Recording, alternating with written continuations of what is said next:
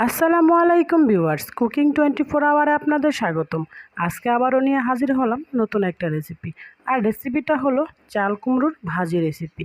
আশা করি ভিডিওটা না টেনে সম্পূর্ণ ভিডিও দেখবেন, আপনাদের অনেকটাই ভালো লাগবে। তো গাইস, এখানে আমি চাল কুমড়ো ভাজি করার জন্য অর্ধেকটা চাল কুমড়া কেটে নিয়েছি। আর এখন কুমড়োটাকে ভালোভাবে ছুলে নেব।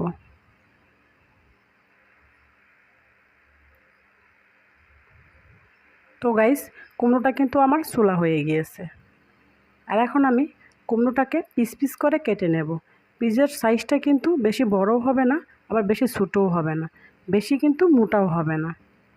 তো আমি সাইজ করে কেটে মাঝখান দিয়ে একটু চিরচির করে নেব। তো সবগুলোকে আমি এভাবে কেটে নেব, আর কেটে ভালোভাবে ধুয়ে পরিষ্কার করে নেব। তো গাইস, আমার কিন্তু কুমড়োগুলো একদম কেটে ধুয়ে পরিষ্কার করে নেওয়া শেষ। আর এখন আমি দিয়ে দেব সে কুমড়োর ভিতরে সামান্য মরিচের গুঁড়ো, হলুদের গুঁড়ো আর স্বাদ মতো লবণ। আর দিয়ে দেব অল্প পরিমাণে সজের গুঁড়ো। আর দিয়ে দেব সামান্য পরিমাণে রসুন বাটা। অবশ্যই কিন্তু কুমড়োগুলোর মশলা মাখানোর আগে ভালোভাবে ধুয়ে পানিটা ঝরিয়ে নিতে হবে। আর এভাবে কিছুক্ষণ আমি মশলা মাখিয়ে রেখে দেব। এতে করে যে পানিটা থাকবে সে পানিটাও বের হয়ে যাবে। আর এখন আমি দিয়ে দেব কড়াইতে পরিমাণ মতো তেল। আর তেলটা গরম হয়ে গেলে এখন আমি কুমড়োগুলো আস্তে আস্তে দিয়ে দেব। সবগুলো কুমড়ো কিন্তু আমি এক এক করে দিয়ে দিয়েছি। আর এখন ঢাকনা দিয়ে কিছুক্ষণ সিদ্ধ করে নেব। অবশ্যই চুলার আঁচটা কিন্তু একদম লো আঁচে দিতে হবে, তা না হলে কিন্তু নিচ দিয়ে পোড়া যাবে। আর পোড়া গেলে কিন্তু খেতেও ভালো লাগবে না, আর দেখতেও ভালো হবে না।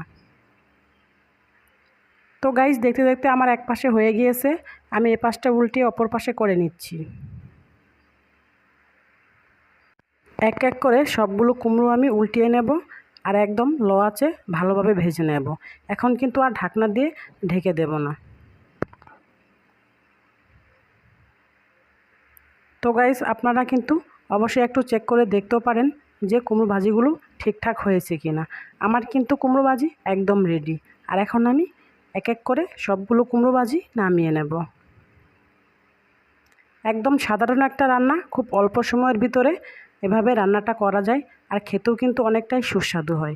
আশা করি এভাবে রান্না করলে কিন্তু ছোটো বড়ো সকলেই অনেকটাই পছন্দ করবে। আর এখন আমি কুমড়োগুলো নামিয়ে দিয়ে দিলাম কড়াইতে আবারও পরিমাণ মতো তেল। আর তেলটা গরম হয়ে গেলে এখন আমি দিয়ে দেব পেঁয়াজ কুচি। আর পেঁয়াজগুলোকে কিন্তু আমি একদম লাল লাল করে ভেজে নেব।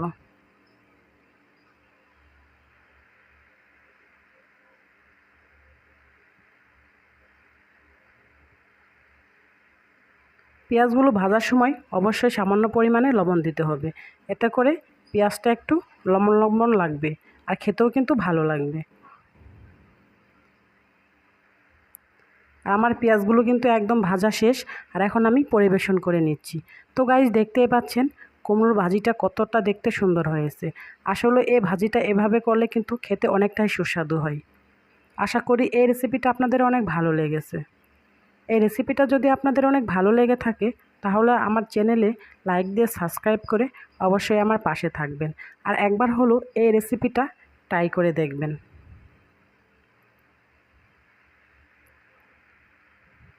আল্লাহ হাফেজ।